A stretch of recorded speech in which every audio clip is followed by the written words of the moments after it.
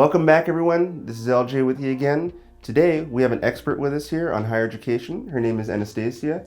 Why don't you go ahead and introduce yourself to our viewers? Yes, thank you, LJ. Hi, my name is Anastasia, and I'm the higher education expert from Educate Online. So I myself have a little bit of experience education abroad. I've lived in the UK and I've studied in several other countries. So I hope I can help you today with any of your questions. Awesome. Well, thank you for taking the time and joining us today and helping us answer our viewers' questions. Awesome. So let's get into these questions. So the first one here is about scholarships. This question is very popular amongst our viewers. So they want to know, can you tell us a little more about scholarships? And are they available to international students? And if so, in what countries would you say? So great question from the audience. It is indeed asked pretty often. And in terms of the answer, so for international applicants, scholarships are mostly available on merit-based options. This means that these scholarships are mostly available to students that perform in an excellent way for several criteria. The first one is academic achievements. We want to see great results for any of the exams that they've taken. Apart from that, and just as equally important, are the extracurricular activities. This can include volunteering, some projects, etc., whatever you name it. In terms of the amount of the scholarships, these vary country by country. In the USA, these scholarships are mostly available in the zone of 10 to 20%. If we're talking about the UK, unfortunately, the options for scholarships in the UK are very limited, but they do have great scholarships when it comes to master's programs.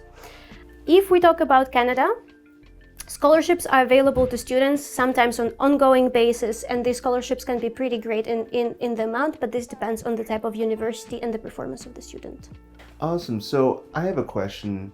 Is there, or to put in a better way, does the government offer financial aid to international students in the US? Great question. Thank you for this follow-up. So the answer is pretty short, and it is no, unfortunately. This is due to the reason that the international students are mostly not taxpayers of the country, so the budget is not there for the students essentially. Okay, I see. That's good to know. Good to know. Alrighty, so for our next most asked question is, how do you obtain a medical degree? Thank you for this question once again. This also is a pretty popular question, as medical degree is valued everywhere in the world. So when we're talking about the USA and Canada, it is actually impossible for the student to be enrolled into the undergraduate medical degree. So first, students have to study something that is around medicine, let's say biochemistry, chemistry, biology. There are a few options available for the students. So they do this for the first 4 years, and then upon graduating from that, they have to do a specific exam which is called MCAT. And upon the results of this MCAT exam, they can enroll themselves into a medical school. So overall, this process can take anywhere from 7 to 11 years in the US and Canada, depending on the specialization that the student chooses. When we're talking about the UK, the situation is slightly different. So in fact, students can straight away enroll into a medical degree, and in the UK, students only study it for 5 years. That's awesome. I didn't know that about the UK. Yes, this is in fact the distinguishing feature of universities in the UK, that you can straight away get into the program of your choice. Beautiful, beautiful. Okay. So for our next most question from the viewers, so people were saying due to COVID, most Indian high school students get their exam results too late and they don't have to apply. Do you know if that would have any impact on them trying to apply for universities going abroad? They can absolutely still get into the university. They should consider different intakes. So there are intakes in January, sometimes there are intakes in spring as well. So depending on when the student is ready and their results are ready, they can just, enroll a little bit later. And this is not a problem at all, because in fact, students have the same course and everything, they just start a little bit later on. There also is another option available, so students can start their education online. And this essentially is a great choice for various reasons. So first reason being that they can save up a little bit of money at the beginning because they don't have to relocate. They just study from the comfort of their home. And then a semester or a year in, they can start the process of relocating into the country of their choice. So these programs are available in the US, in the UK, but this does not mean that you can only continue in these countries. You can absolutely start your education with this online degree that is, carried out by an institution in the USA, but you can transfer those credits into a different university in another country. Awesome. That is awesome. That's one of the beauties of the internet, right? It's making things so much easier in so many absolutely, ways. yes. Awesome. Okay, that is an awesome option. Do you think you could tell us a little bit more about online programs? Yes, of course. In fact, recently we have partnered with a program just like that. It is specifically made for students that are unable to travel into the country for the normal intake for a variety of reasons. So this program is called AC Live, which stands for American Collegiate Live. This program can take one semester or a whole year, and essentially students can straight away start with studying their desired major. They can carry out the absolute same level of studies, but they start online, and then in the second year they transfer into a university and country of their choice, and they can continue with their program. Awesome. Okay, so our next burning question from our viewers: what should our viewers keep in mind when applying to top universities? All right, thank you once again for this question. So when we're talking about top universities, they apply a so-called holistic approach. And what this essentially means is that when a person is applying, they want to see more than just a mark sheet. They want to ensure that this person is of curious nature, that they participate in various things, that they excel at various things. So there they will of course consider the grades. So the grades should be near the 4.0 GPA, which is the perfect GPA. But apart from that, they should also consider joining various clubs and participating in extracurricular activities. So here, for example, we can consider something like a debating club. So another great extracurricular sport.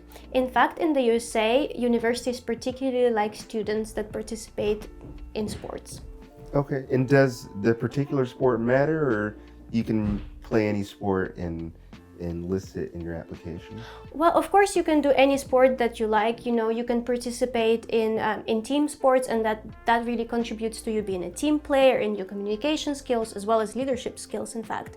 However, if you're doing individual sports such as tennis, this really shows that you take responsibility for yourself and you're able to really rely on your own actions. Awesome. Yeah, but I do have to mention, however, that this does not necessarily mean that every student has to, participate in some kind of sport and win an Olympic medal in it. No, not at all. In fact, you should really concentrate on doing something that makes you special and something that you truly like. So other people, if they don't like sports, they do something like volunteering.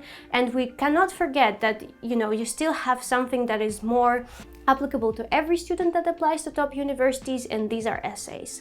These essays can take various forms and they're various in amount. Sometimes in order to apply to a top university in the US, you will need to do up to 8 different essays. Oh, 8 different essays. Yes, it does take a lot of time to do all of this work. However, the end result will be worth it. Essentially, the moral of the story is be yourself and believe in yourself. Yes, this is indeed the recipe for success. Okay, so our next question we have is, what ratings should the students be using in particular? Yes, once again, a very great question. Today we have great questions all around. So in terms of the ratings that I can recommend, and my personal favorites, these are the Times Higher Education ranking. I also like US News ranking and QC World rankings. These rankings, they are independent. They're based on a variety of different factors, and they're not purely subjective. Okay, so for our next question here is, can you get an online degree simultaneously while getting an offline degree? Yes, in fact, this is a possibility, and there are different ways of doing so. So students can pick an online degree and do it on real time. So they follow lectures, when their lectures are based in the US. However, sometimes this is not very convenient for students that are living in a different time zone. So there are some options that are available with platform learning as well. And these options, they have been available for a very long time, so they're really good in their quality. And just to name a few, once again, I bring up our partner university and our partner program, American Collegiate Life, but there's also a university called Online Business School, and this is actually a UK-based university, so just a different option. Okay. Sounds great. Alrighty, so for our next question is, how should one go about choosing a country to study in, and what went into you choosing to study in the UK? Yes, thank you. Great question. So when we're talking about choosing a country, there are a variety of factors that I would consider. So the first one, and probably one of the most important questions, is the language of the country. This is particularly important for students that want to study in Europe. As we know, in Europe, they have their own country languages such as Spanish, Italian, whatever. And you have to understand that although some options of studies might be available in English, but the overall life, this is always carried out in the language of the country. So you should either be prepared to study in the language of the country, or you should prepare yourself and study the language whilst you're attending your bachelor's. Another important factor that I would not ignore is actually the weather, because for some people in particular this is very important. Some people thrive in only warm temperatures, others are okay with occasional rain. Or if we're talking about the UK, not an occasional one. So another question that I would also consider when you're choosing a country is actually what major you're interested in. So for example, if you're interested in business, we know that the US is a country of startups. You can definitely find use to your degree in business in the US. So another important factor to consider is actually the availability of post-study work visas, because most of the students want to get at least some experience after they graduate from the university of a particular country. Definitely. And on that subject, what can you tell us about trying to get a career in said country after getting your degree? Yeah, so actually universities offer great advice when it comes to your employability, both during your studies and upon graduation. So they have so-called career services on campus of most of the universities. They can also attend different seminars, in order to prepare themselves for the interview. They can also attend various career dinners and several other events that really up their employability chances, that really increase their employability chances. That is awesome. But what can you tell us about, are there any guarantees that you can get work in your chosen field after you get your degree? So the guarantees are pretty unusual. It is mostly up to the student to secure their work placements. However, all of the help is there, so it's actually just up to them to use this help. Whilst we are on the topic of guarantees, internships, sometimes these options are available. You have so-called co-op programs in Canada where internships are a part of the studies. We also have a couple of partners in Europe, such as Marangoni and NABA, and they also offer integrated internships into the program. Awesome. That is really awesome when it's already done through the university. It kind of saves a step. Yeah, and it really ups your chances of being, an extraordinary person whilst being just out of the university. You really have a strong CV already upon graduation. Awesome. Excellent info. Sweet. So for our next question, how should a student go about choosing a university and as well as choosing a major? So when we're talking about the major, I would mostly focus on the intersection of three factors. So the first one is what are your interests, the second one is what are your capabilities, and the third one is what is needed in the world. When you combine all of these three factors together and you find this golden middle, this is what you should go for.